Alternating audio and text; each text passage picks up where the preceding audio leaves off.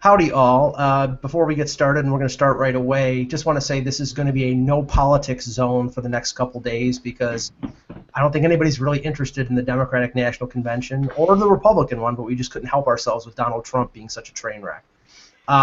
Okay, we'll get into the stuff we want to talk about as part of the show, so we'll start right now. Hello, Hockey World. Today is Tuesday, July 26th, 2016. I'm Dan Petru. I'm Russ Cohen from Sportsology. And I'm Michael Ogello, and this is the HockeyBuzzcast here on HockeyBuzz.com. Eklund is not available today, so he will be back tomorrow.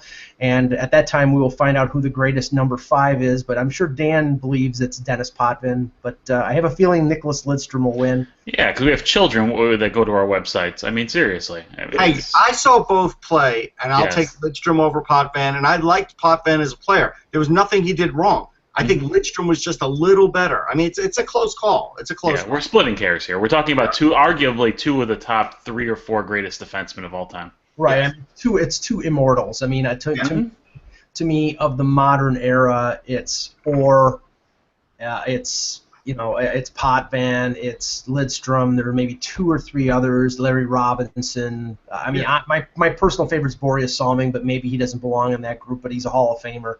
But there's maybe 1 or 2 others, but I mean, it's a very... Hey, Dick Duff's a Hall of Famer. You're not putting him on that list, so just keep that in mind. Right, and I can't attest to the quality. I mean, from everything I've heard, Eddie Shore was an amazing player, and there's other defensemen from the earlier era that are great, but we can't really accurately judge. It's hard to match up eras. Yeah, it is.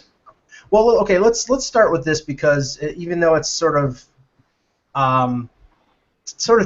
tied in with hockey in a way. I mean, I'm just comparing it because of the situation that we're coming up to in 5 days is the non-waiver Major League Baseball trade deadline, which is very similar to the trade deadline in the NHL, which this past year was February 29th. There is a waiver trade deadline in baseball, August 31st. The player has to clear waivers. But this is where most of the deals get made, and we've seen in the last couple of days, Aroldis Chapman get traded from the Yankees to the Cubs, and they paid a pretty steep price. And then this morning, the Blue Jays got B.J. Upton for pretty much nothing. San Diego pays most of his salary, and they get a single-A pitcher. Melvin Upton. Well, yes, Melvin, yeah. Well, I mean, come on. That's been his name for like 3 years now. Okay, but I mean, it was B.J. Upton for the first 10 years of his career. So yes. Okay, fine. So yeah, but Melvin Upton Jr. So what I'm looking at this, and I look at the different trade deadlines in the different sports, Russ. And the funny thing is, and one of the things we talked about when we were just bashing this thing back and forward, is that the NFL's trade deadline really sucks. It's really a worthless trade deadline. It's meaningless. It is. It's just a way of dumping out a guy for a pick, and you don't generally have big names going either way, and big picks. Usually it's like, we'll trade you this guy, give us a 5th rounder. Like, it's like that. And so the NFL trade deadline is really at their draft. Usually the couple days leading up to their draft is when all the trades during the season happen. The NBA draft, the NBA trade deadline, same thing. Most of their deals are done before the draft. Right. With the NBA is the salaries are so outrageous. Trades really are salary for salary, not exactly player for player. Right. I think MLB and NHL are the only 2 that are actually what they're intended for. And even at that point, MLB still doesn't have the action that the NHL has, although it has improved over the past couple of years, especially since they can trade draft picks now. Here's something you should never do. If you're a GM of a New York team and you're Sandy Alderson of the New York Mets, you should never say, well, don't expect any sizzle because I don't want to give up any top prospects. It's like, listen, you don't need to tell the world that. Because all you're going to do is anger a fan base because you only have X amount of years that your team is going to be in contention every year. And this year they could easily fall out of contention if they don't make the right deal. And if they go cheap, that's exactly what could happen. It's nice to hold on to the prospects, but at some point you have to decide who you're keeping and who you're going to trade. You can't keep them all. Yeah, sounds like you're talking about Gart Snow. I know. That's a bad negotiating ploy, Russ. I mean, it is. It's just... Yeah, I mean, now, like, who's going to give Sandy Alderson a call now because he's saying, okay, I'm not going to give up Conforto, I'm not going to give up this guy, I'm not going to give up that guy. Okay, then what the hell do you even bother talking to him? But going back to something you said, Dan, it's funny because I think the NHL, in some way, I mean, we've seen the draft be more of the time that more impactful deals get made. In that sense, I think the NHL is becoming more like the NFL. It's sort of a crossbreed right now because I think there are still consequential deals being made at the deadline, but it's mostly deals like baseball where it's prospects and picks, or I know baseball you can't trade draft picks, but prospects for established players or rentals. But the NHL is also making more deals at the draft, so it's not a perfect match with any other league. It's sort of a league of their own in a sense. Well, we do know nothing is more absurd though than the international soccer transfer window. When like a guy today was there's no trades. You just buy players. Sometimes players go back, but for who's a very good forward just got was sold for 75 million euros, I believe it was 75 million euros. That's not his contract. That's just what Juventus paid for his services. Now they have to negotiate a contract. That's absurd. Stuff like that. The money it gets thrown around in Europe is just absurd. That's similar to when you get a player from Japan in baseball, right? And you're paying to negotiate. Yep. I thank goodness that obviously there's some issues between the NHL and the KHL, but thank goodness that there is an agreement worked out with the European teams that you don't have to go through something like that because it's ridiculous. Well, and there is no, I believe there is no hard and fast agreement between the KHL and the NHL other than the fact that they respect each other's contracts. Right, but that's good because for a while that wasn't the case. Right. Well, I think that's. I'll tell you one thing that's changing, Mike. The one thing that's changing is with the 19-year-old draft just on the horizon. I believe that's going to pass any day now or by the middle of next season. Who knows when it'll be implemented? They could wait a year. I don't know if you've noticed, but a lot of teams are signing up their 19-year-old Euros quickly and getting them in the AHL now. And the more of those guys that you get signed there now, in case there's a lag in that draft, because all of a sudden, there's going to be a little bit of a talent gap. Well, now you're going to have plenty of guys already a year in the AHL before that happens. I see the Rangers doing it, and I see a lot of other teams doing it. Well, let's talk about that for a second, because one of the theories that I had was if they do implement a 19-year-old draft, one of the things that they might do is phase it in over 2 years. Say, you know how the cutoff is for I think it's September for the player has to turn 18 by September of the draft year to be able to be eligible. Maybe they move that to say February of the next year, to make it like 18 years and 6 months, and then the following year to make it 19. Otherwise, whoever gets the number one pick in that, the draft, that quality of the draft when it goes from an 18-year to a 19-year is going to be a terrible draft. I mean, it won't be terrible, but it'll be different, and I think that's why you saw even the Leafs load up on overagers this year, which is something that most of those guys would go to free agency in other years, but they could see down the road it's better for us to draft these guys. They're not that far away. That's why that's why drafting Connor Blakely was great, because for a team like that, he's 1 year away from going to the NHL. He goes right in the AHL, and I think that's what the Leafs were looking at. I think we're going to see more of that this year. Well, I looked at it. It was not just the Leafs. They picked, I think, 4 players that were 19 or 20. Almost 20% of the picks made in this draft were overagers, were either in their second or third draft year. So this was a method that a lot of GMs and a lot of teams were implementing. There's something to be said too, especially with the European players. You get control of them right away. You get them right. You can get them right to the AHL, or if they're in college, you don't have to worry about them for a while. There's something to be said of getting control of your players immediately. Yeah. Well, the thing is, this went really under the radar, and the media really didn't report much of this at all as far as these overagers. Right. But it's going to be a factor, and that's by the fact that this happened with all these guys getting taken makes me think, Mike, they're just going to plunge right into it, and it's probably not going to be over 2 years. They're just going to announce it and just say, hey, probably not this draft, but the draft after the 2018 draft, guess what? 19-year-old draft. Yeah. Yeah. Well, I mean, that's very possible, and I know that, like, for example, the kid that the Leafs took in the second round, Korshkov, who's 20. I think he just turned 20, or is just turning 20 in the next month or so. He's playing a year in the KHL, and then Mark Hunter said at the draft that they're going to bring him over after 1 year. So they may not get him signed on the entry-level deal now, but they're going to get him signed next summer, and then he's going to, he may have a chance to step into the Leafs lineup or at least play in the American Hockey League. Unless he's one of the 14 players now that are getting retested that play in the KHL and the Russian Hockey Federation, because now, based on the fact that the IOC is letting Russia play in this Olympics, they are now looking forward to the next Winter Olympics and saying, you've got to test these 14 guys. They've got to be proven clean for X amount of time, or they're not going to be able to participate in the next Winter Olympics. Well, nice segue, because, the report came out today. Renee Fassel, the president of the IIHF, told TASS, that's a Russian news agency, that the IIHF will request the names of these 14 hockey players that were flagged for doping. So, and this is the thing. This is the 2014 team that was in the Sochi Olympics, the team that I think they finished 5th.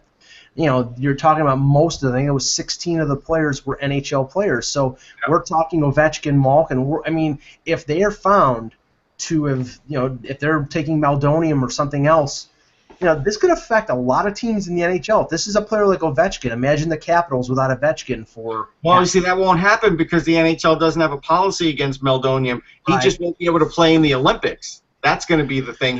That's going to look really bad for the league, though. But what can you do? It's the same thing with baseball, Dan. It's like when all these guys were getting caught for HGH, the way to walk away from that was, hey, it's not in the rules. Well, now this isn't in the rules either.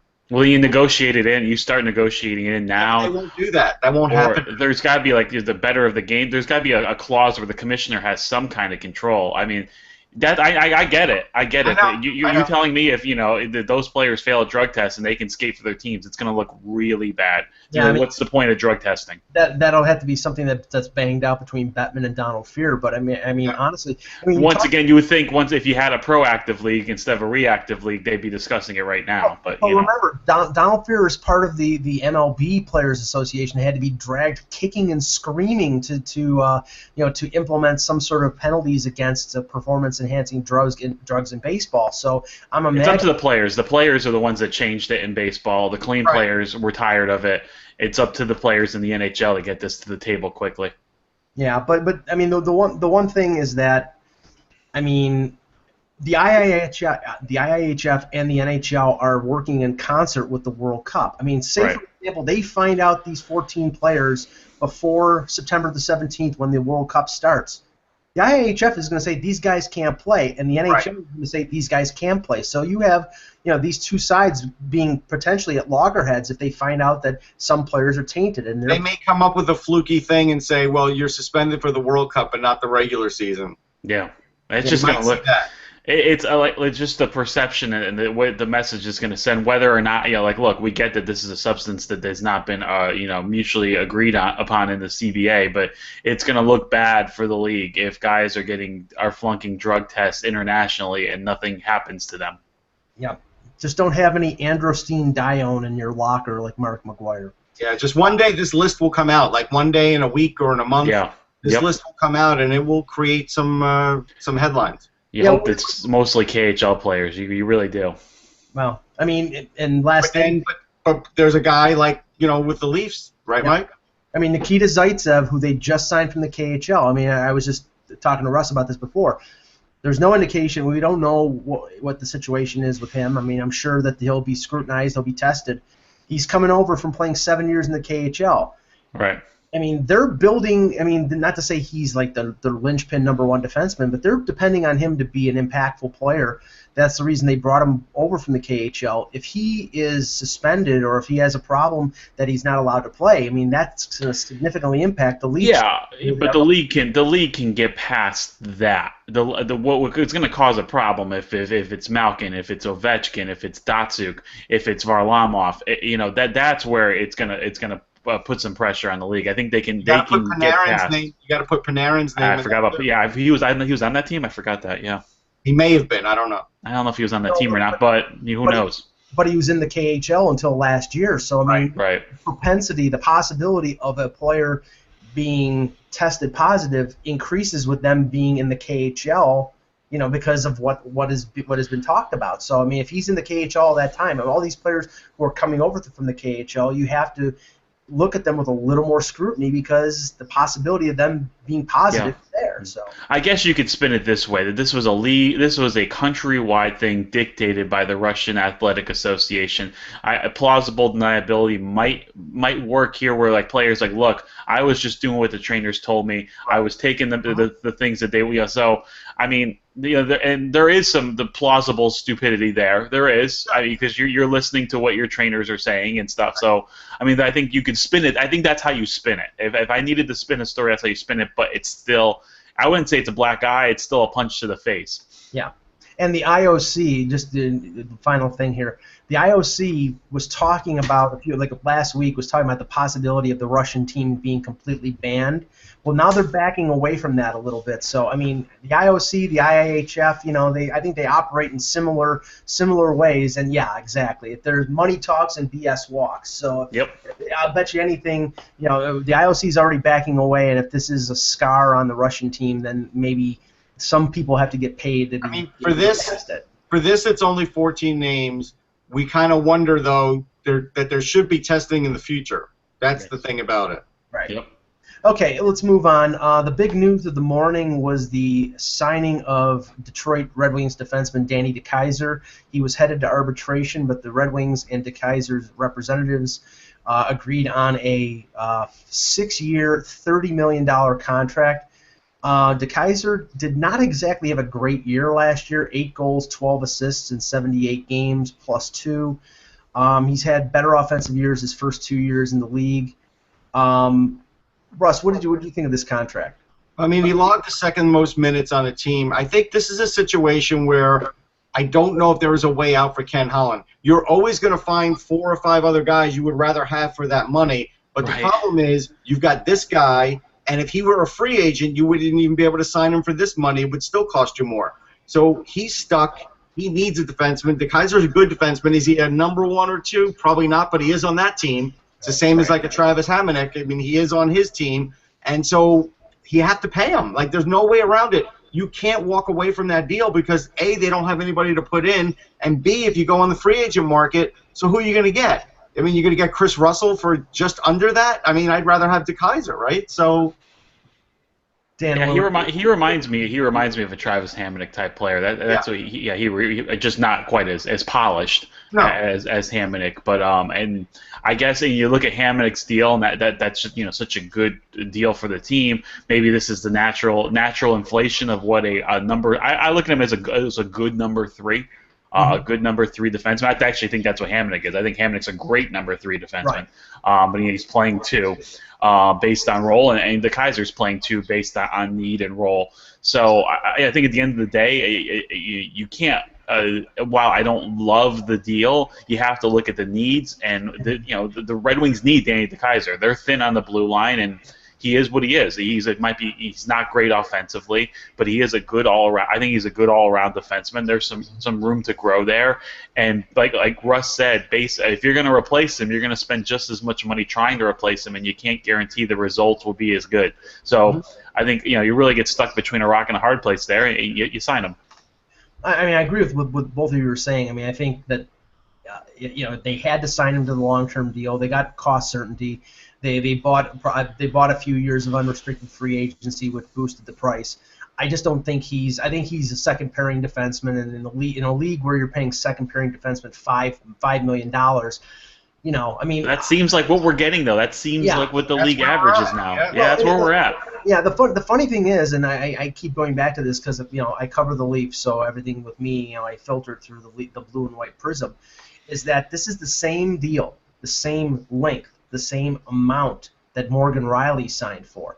6 years, $30 million, $5 million per. The only difference was that Morgan Riley got a little more in signing bonus, and this deal is less buyout friendly, or more buyout friendly than Riley's. Not that there's going to be a buyout provision or buyout situation with either one of them.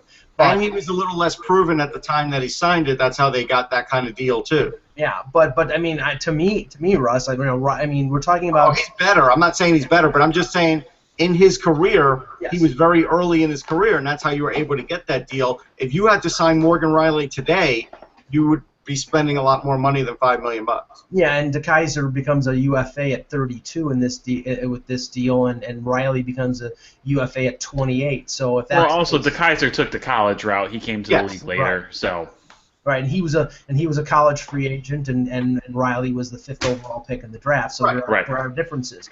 But I'm just saying, and one of the things that Holland might be looking at is the fact that he signed Mike Green to a 3-year deal. They've already through 1 year of that, so 2 more years at $6 million, and he's gone. Las Vegas. Yeah, he could be Vegas material, Mike. He could be Vegas material, but honestly, I look at their defense, and other than a guy like maybe Marchenko, and I'm not sure if he's exempt or not, there's not a defenseman that I would protect. Other than DeKaiser and maybe Cronwall. Well, you have to. No, you will protect Cronwall, not maybe. You are protecting Cronwall, and you are going to protect Sachenko. And, at that point, they'll have to decide whether Ouellette's in the mix or not, or they'll put him out there too. He could be another guy that they may want to protect because they see that he's coming. But Mike Green does seem like an obvious Vegas guy. It does. That reeks of an expansion pick right there, and because Vegas is going to need to spend some money too, and that's a guy who can get you to the cap, and you also take some of these. That's why I think Vegas, if they do this right, they take some guys who have 1 or 2 years left on their deal, make a little too much money, and then they start spinning these guys at the deadline and get all the draft picks they need. That's why, Dan, I've been saying, and I continue to say, and I will continue to say up until the expansion draft, that the guy that I think Las Vegas will salivate over is Rick Nash, because Rick Nash is perfect. Big contract. I mean, they have to get up to. I think it's a high percentage of the cap floor in their first year. So they're going to have to bring in guys with big contracts. Yep. You get Nash $7.8 million.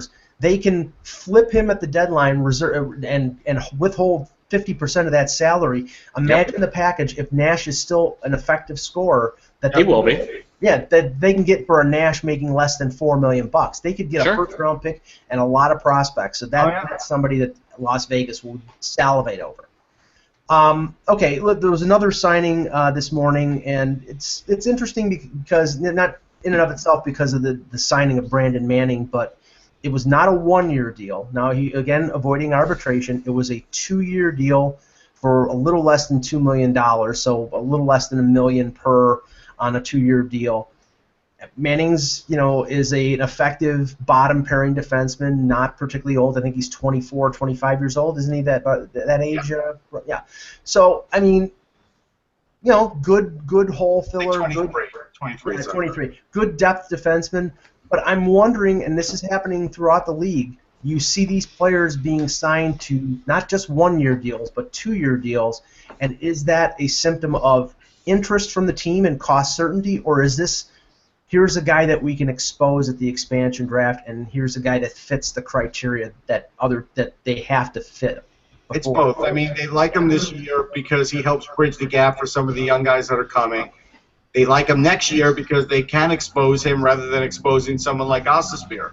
So I think that's really where they're at. And Manning's a guy that could log important minutes at times. He plays physical. He's fast. And so there is a little bit of, a role for him on that team. And so this year they need a guy like that. And then next year when the other younger players are ready to get at least 1, maybe 2 are in that lineup, then he's expendable. Yeah, I mean, Dan, at the Maple Leafs, they signed a guy like Josh Levo, a forward who's been up and down between the AHL and the NHL the last couple of years. Connor Carrick, the same thing. They signed him to 2-year deals. Levo, I think, is a guy that they may have signed to a one-way deal to let him get down to the AHL. Some team may not claim him because it's a one-way deal. But I also think if he does make the Leafs, he's a guy that they would expose in expansion. Whereas Carrick is somebody I think they would protect. But teams are signing players to 2-year deals for purely expansion reasons. Yeah, but plus I think you get a better, if you give a guy 2 years, you don't have to pay as much too. I think you're saying you can, instead of paying maybe 1.2 or 1.1 or 900,000, you give him an extra, you're getting him for 750, 800. I think that has something to do with it too. But yeah, I think if you sign the guy for 2 years, you eat 1 year this year, and now all of a sudden once again they become attractive players to Vegas because let's say Vegas takes Manning. He has 1 year left on his deal. He starts the year with Vegas. If he plays well, you flip him at the deadline as a rental. I think you could see that a lot. You could see a lot of players who wouldn't be RFAs, who wouldn't need a new contract, who would have 1 year left. You take them, and then you can flip them and get whatever you want from them. I definitely think it's the teams are protecting themselves by doing it, but it's also making them enticing for expansion as well. Yeah, but this is the argument where I say that expansion teams will have a lot of quadruple A players. While for every Rick Nash and Mike Green that they have, they're going to have 4 or 5 guys like Josh Levo, like Manning, like guys that don't play full-time minutes in the NHL. I think if you went through the teams, Vegas is going to be one of the better rosters for expansion teams, though. It will, but that's not saying much. I mean, no, it's not. Look at the team. No expansion team ever had Rick Nash on it first season. No, but I mean, okay, going back to 1970, the Buffalo Sabres had players who won Stanley Cups on their roster. Right. They had players who ended up being really good players like Don Luce and Gilbert Perreault, who's the first pick in the draft, and a few other. But you look at like Minnesota or Tampa Bay or San Jose in their first years; those teams were bereft of any quality talent. Right. You'll have a little more than that, but the idea is the talent base is so good in the league, they're going to still be somewhere between 25 and 30 when it's all said and done at the end of that year. Well, no, I think so too, but they're not going to win. They'll win more than 10 games. They're not going to be like the Senator. Yeah, they're going to be either like most of these expansion teams had a team full of fourth liners and bottom pairing defensemen and tweeners. Vegas is going to have some second line players, some guys with some good players, some first line players on bad salaries, some defensemen on bad salaries, guys who can play. Yeah. They'll have some marketable players, which will be good for them. If I'm them, I got to take some names so I can market them. And they're going to have a good goalie, regardless of they're going to end up with a good goalie. Nashville had 2 good goalies too. They did, yes. It behooves the NHL to have at least a quality team in Vegas and not have a repeat of the first year of the Washington Capitals, which was like the '62 Mets in baseball was a disgrace to the sport. Will they be better than Edmonton their first year? What? Yeah. There was skinny dude named 99 who just by some happenstance snuck through the draft process. I wonder how that happened. Yeah. No, I'm just saying. No, well, I'm saying when the first year Vegas plays, will they be better than the current Edmonton team? I'm not saying expansion. No. Okay. One thing as a consequence of all this arbitration, and it's funny, we get excited about arbitration hearings and there being acrimony between the player and the team, and teams walking away from contracts. So far, I don't know the number, but I think it's less than a dozen. Every single one of them has been settled before they even got to the arbitrator. So it's like, most of the time it's like that. But Dan, you made a point earlier. The arbitration, and it doesn't even have to go to the hearing. It just has to be players in arbitration, even if they settle beforehand. It opens up the window for those teams for a second. It's a second buyout window, and whether teams will take advantage of this. Now, I know you look at the Toronto situation; they still have an unresolved situation with Jared Cowan, who they tried to buy out. That's still being adjudicated by the PA and the NHL. They're very close to the cap ceiling. They can go 10% over, and they're going to put players on LTIR, but they may want to buy out players, and now they'll have that opportunity to do so. Yeah, I think you're going to see, based on some of these arbitration cases, you might see a couple players get bought out. With Manning signing with the Flyers, you have to think that they might be in the market to buy someone out. Maybe Mark Streit. I don't know, but you'd have to think that Provorov is going to make the roster, and there's going to be room for him. So you have to think that in order to do that, they're going to create a spot for him. So I do think now once these deals come down and once all the arbitration, once that dust is settled, I think you're gonna see a couple more guys get bought out. Yeah, I mean, I could see, Russ, I could see a guy like Milan Mihalik or Colin Greening, who have 1 year left in their contracts, guys that they got from Ottawa in the Dion Phaneuf deal. I know that Greening played well at the end of the year last year, but you really can't judge the quality of a player when they're playing out the string, and who knows how good he is. And he's been an AHLer for the last couple of years. Mihalik is basically a European Joffrey Lupul who can't stay healthy. So, I mean, I think there's a possibility the Leafs might exercise that option if they're right now they're close to the cap ceiling. So why not? Yeah, I mean, look, Rangers got Clendenning, right? Like, why did they get Clendenning? Maybe they got him for that same sort of reason. I mean, you never know. I mean, teams are going to have to expose some good players, but they're not going to expose very good defensemen. That's Right. the part that they're going to. That's the one area that they're going to trade rather than exposing. So Right. that's what I think. Forwards, unfortunately, now there's a lot more of them. Yep. No, I was just talking about that the other day on our podcast, Noel and I, about how valuable defensemen are, and the Islanders will they're going to protect Leddy, Boychuk, Hamonic, and Pulik. If it comes between losing Strome or Nelson, they'll keep Pulik over that and trade one of those guys, because defensemen are just so hard to find, especially ones with 100-mile-an-hour slap shots. Yep. Well, and you know what? It will be interesting, and we can do this for a future show. How many teams, if you're going through their roster, how many teams will take the 8 skaters rather than 7, 3, and 1? I can think, the Islanders are one. I can think of another right now off the top of my head, and that's Nashville. They'll protect Ellis, Ekholm, Yossi, and Subban, and expose, a Craig Smith or a Colin Wilson. Colin Wilson, yeah. Right. Also, both those guys, nice players too. If Vegas ends up with one of those guys, I think they'd be happy. Right. Oh yeah. Okay. Interesting little blurb here about Andrei Vasilevsky, who signed an extension with Tampa Bay, so he's not going anywhere. But there was always this threat, and it's always a threat that's lobbed in there whenever it's a Russian player about them threatening to go to the KHL as a negotiating ploy. And apparently Vasilevsky commented, "I would much rather sit on the bench in the NHL than play in the KHL." And that's, now if he hadn't signed his contract, I don't think he'd be saying that. But now that he's locked up, he's free to say that. But what does that say about a Russian player, that has that kind of mindset, Russ? Because, honestly, I think it sort of undermines the threat with some NHL teams about the, players like that going to the KHL. Well, I think we're seeing the fall of the KHL. I think that's the first real sign of it.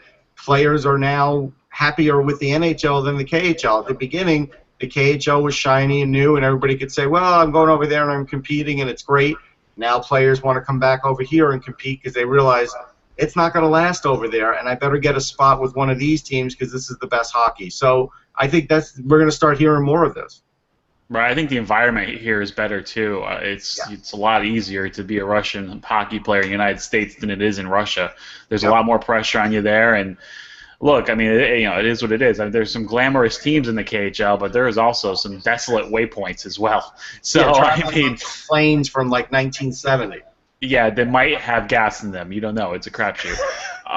Seriously, I actually know someone. I know someone who played in the KHL, and he was terrified traveling, and he actually came back he actually ended up going to Switzerland. He went to the Swiss League after that. He was like, I couldn't do it, and it was just, it's not for everyone, and it's becoming a league where yes, they still have some talent. Yes, they still have some. I think the days of will a guy come over anymore? I think guys are going to come over now. If you draft a Russian player, it might take 2 years, but guys are going to come over.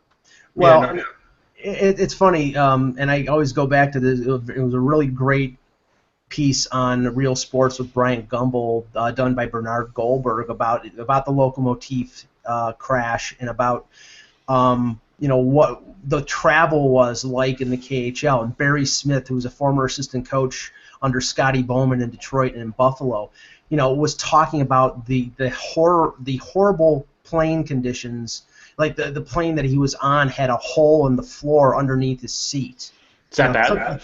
So that's not exactly a good positive thing to bring players over to the KHL. And honestly, after that crash, I'm sure a lot of players, if they were going to threaten that, you see more of these guys going to the Swiss League, going to the Finnish League, going to the SHL. than going to the KHL. I think you have to think about it too. Look at it this way: if you're a French player, you're going to make some decent money in Europe, regardless of where you play. Wouldn't you rather play like in Austria or Switzerland or even the German league, living in Munich or Zurich? Some of the nice life of the quality of life's a little bit better over there, and I think you're starting to see that. Yeah, I agree. So hey, I got a quiz for you guys. Okay. So rather than getting stuck into one of those Bleacher Report, click on every screen to get the answer, I found another way. But there was a fun one. There's always a lot of crossover with wrestling and hockey. And so there was a list of like the top 10 earners in wrestling. And the number one's The Rock, but I don't think that counts because how can you separate his movie money and his wrestling money, right? So I ignore The Rock. But who is number two? And The Rock made $70 million, just so you know. So that's what he's worth, $70 million. Who is number two, and what's that guy worth? Triple Number H. two is a wrestler? Triple H is not number two. Is number two a wrestler or a hockey Yes. player? Oh, it's a wrestler. Okay. I'll get the hockey crossover in there in a minute. Stone Cold Steve Austin. Stone Cold Steve Austin, $45 million. With what? He hasn't wrestled in years. Well, because he keeps doing podcasts for them. He keeps showing up at WrestleManias. He gets appearance fees. If you haven't, you should go on YouTube as soon as we're done with this show and search Stone Cold Steve Austin drinks mixed drinks for the first time. It's unbelievable. Like he has like a Cosmopolitan, and he's like, what?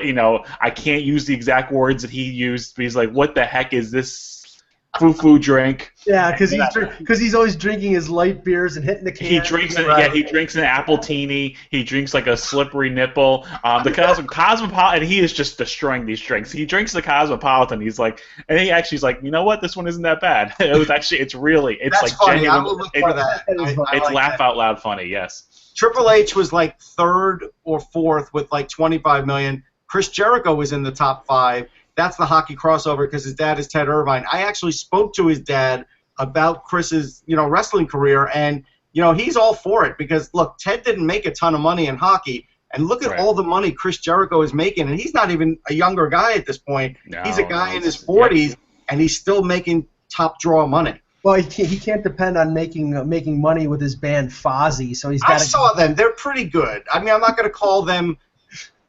Top tier band good, but I'm not going to rip him too hard, Chris, because I respect you as a wrestler, and I know you could put me in a suplex or pile drive my ass. So that'd be great. That's another good promotion for us to make some money. I like to have the vertebrae intact. I actually know a wrestler in independent wrestling, Bazooka Joe. We could get Bazooka Joe to do this for sure. I think so. I know I can. No, I will not submit. No thanks.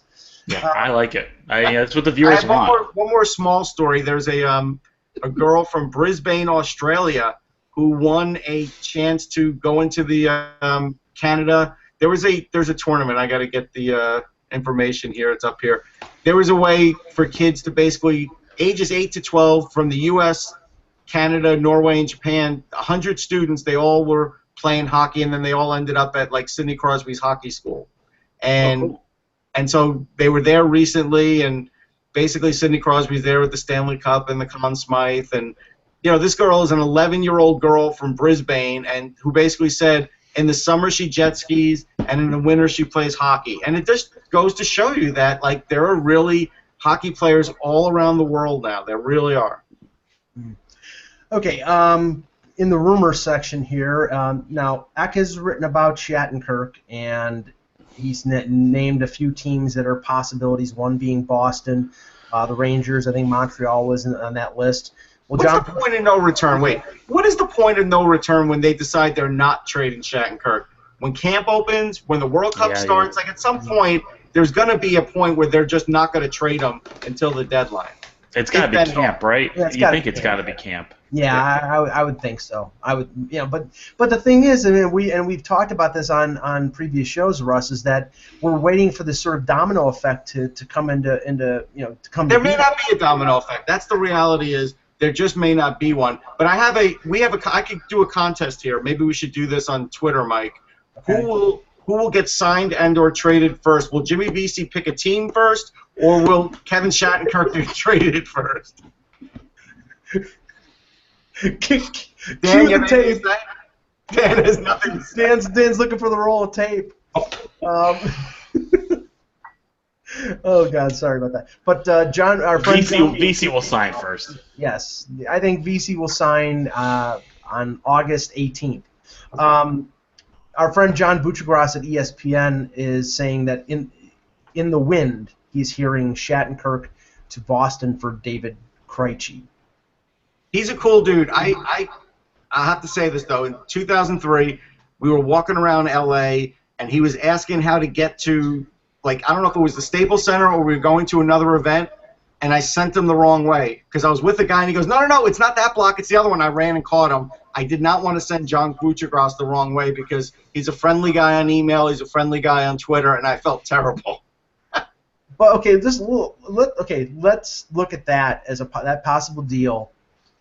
From the news that we heard yesterday about Marchand's contract demands, this would seemingly solve that in the short term because that would rid the Bruins of a $7.8 million cap hit in Krejci, but they would eventually have to pay Shattenkirk otherwise, unless loss of talent too, though. I mean, there's a talent loss there. That's a #1 center now you're talking about. Who's going to fill that role? Your #1 center would be Patrice Bergeron, which is what happens. Which is what happens when Krejci always gets hurt. But now the signing of David Backes, he's probably going to play the wing if Krejci's there. But if Krejci is traded, then Backes is probably your #2 center. I think that makes sense. You could spin that. Yeah, that would definitely solve a need of the Bruins desperately need a puck moving defenseman. So. Yeah, your microphone's going, Dan. So it didn't start going until the name Jimmy Vesey was brought up. So I'll try again. No, real quick. I would just think it makes sense for the Bruins, and it would really solve a need. They desperately need a puck-moving defenseman. And yeah. I think by signing Backes, you can offset the center position, have him play center, and move Krejci.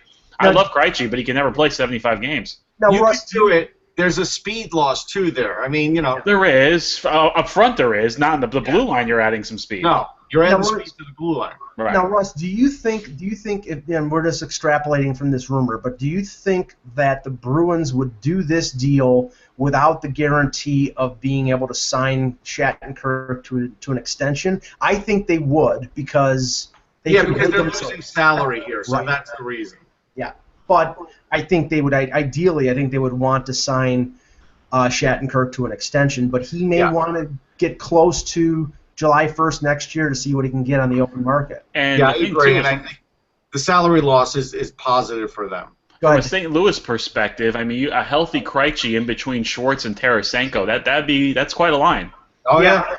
Yeah, and then they would be able to move Laterra down to maybe a third-line role. Which I think he really is. That's really his role. And I think I think he's a good third-line center. I just think he's playing above he's punching above his weight class. Well, I mean, Dan, the reason why he is because he played with Tarasenko in the KHL, and they know each other. So I mean, it's sort of like, and I know this wasn't a winning combo, but it was sort of like Bozak playing with Kessel in Toronto. He wasn't the team's best center. He wasn't the #1 center, but he fit well with Kessel. Like Bonino fit well with Kessel in Pittsburgh. So sometimes those combinations work.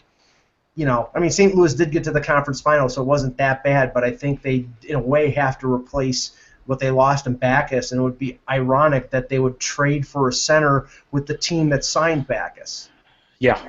So, okay, one other thing, and this defenseman, since he was acquired by Chicago, David Rundblad, he must have right off the bat not been Joel Quenneville's favorite guy because, even when they had nobody to play, they were playing Kyle Comiskey ahead of David Rundblad, who was a well-regarded prospect. He was traded in the Kyle Turris deal between Ottawa and Phoenix. Wasn't Timonen playing in front of him too, like on one leg? Right. 78-year-old Kimmo Timonen. Quenneville has a way of letting you know pretty quickly if you could fit in his system or not. Yeah, ask Nick Leddy. Yeah, and so if you don't, you're on the outs pretty quick. Rundblad was always a hiccup away from giving up a goal, though, and he was. Couldn't put him out there in important minutes. So I don't know if in this NHL he's good enough for it anymore. I think that's why he took the release, so he could at least go overseas and get a deal. I don't think anybody's signing him in the NHL. No, he's had too many cracks. I mean, like Ottawa, he was a prospect in the Ottawa organization. He was traded in the tourist deal. He really didn't do that well in Phoenix. Never progressed. He was a good prospect. He was. He had a lot of the tools that you need to be a defenseman, but he just never progressed. Yeah, and yeah, I mean, the funny thing is, in a league that is starving for defensemen, you would think that he would maybe get another shot, but I think he's had enough chances that people. I sort of compare him to Erickson, the former Tim Erickson. I mean, a guy who had a lot of talent, a guy who was a relatively high draft pick, and has been on 6 teams now. He's always included in deals because there's something there, but not enough for another team to keep him. So Rafael Diaz. Reminds me of a little bit. Yannick Weber. There are these guys who are still in the league, but they just are always getting moved. Yeah. Okay. Well, Eck will put into his blog the survey, the poll for the best number 5. I encourage everybody to vote for Rod Langway.